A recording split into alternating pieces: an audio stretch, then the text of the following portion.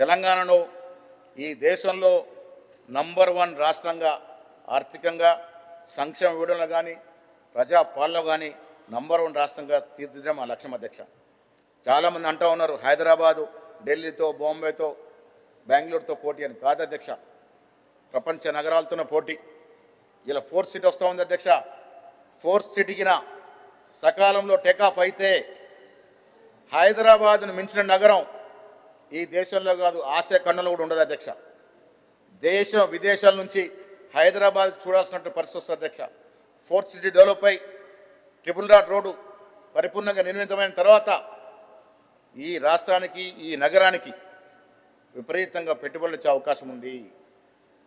ఈ రాష్ట్రంలో శాంతి భద్రతలు పుష్కగా ఉన్నాయి. నిన్నగాక మొన్న చూసాం అధ్యక్ష, ఫామ్ హౌస్ల పరిస్థితి మీరు చూశారు. ఎటుపోతా ఉంది అధ్యక్ష రాష్ట్రము. మాలాంటి సామాన్యులు పిల్లల్ని కంటి రెప్పలా రోజు కాపాడుకునే పరిస్థితి వస్తూ ఉంది. ఎవరు అధ్యక్షరా? ఎమ్మెల్యేలుగా చేసిన వారు, ప్రస్తుతం ఎంపీలుగా ఉన్నవారు ఫామ్ హౌస్లో డ్రగ్స్ యథేచ్ఛగా ఆస్వాదిస్తూ ఉంటే మీరు చర్యలు తీసుకోక ఎస్ నేను ఛాలెంజ్ చేసిన ఇప్పటికి రెడీ ఉన్నా అధ్యక్ష.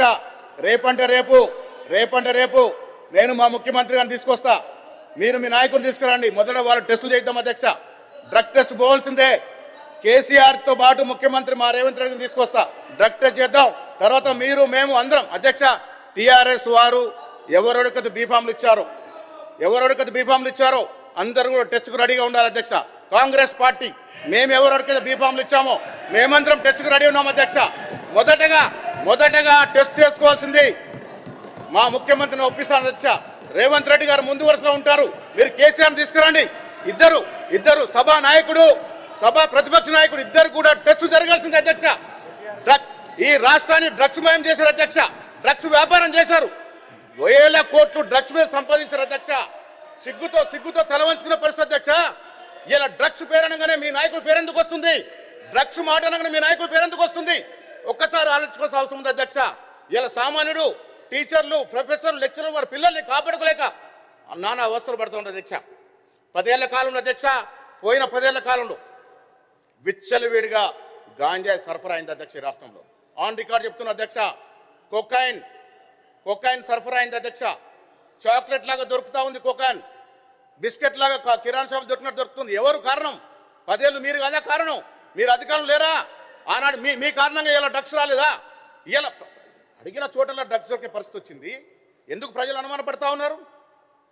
ఏం చర్యలు తీసుకున్నారు అధ్యక్ష? ఇవాళ దొరికినటువంటి మాజీ శాసనసభ్యుల మీద బాజాప్తా ఆన్ రికార్డ్ రిమాండ్ రిపోర్ట్ చెప్తా ఉంది. ఆన్ రికార్డ్ కొకైన్ డ్రగ్స్ తీసుకొని ప్రజాప్రతినిధులు పట్టుకొడితే ఏం మెసేజ్ ఇస్తున్నాం అధ్యక్ష?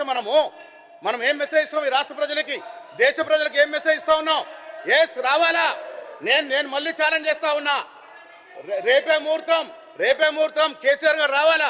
మీరు కేసీఆర్ తీసుకురా, నేను ముఖ్యాన్ని తీసుకొస్తా.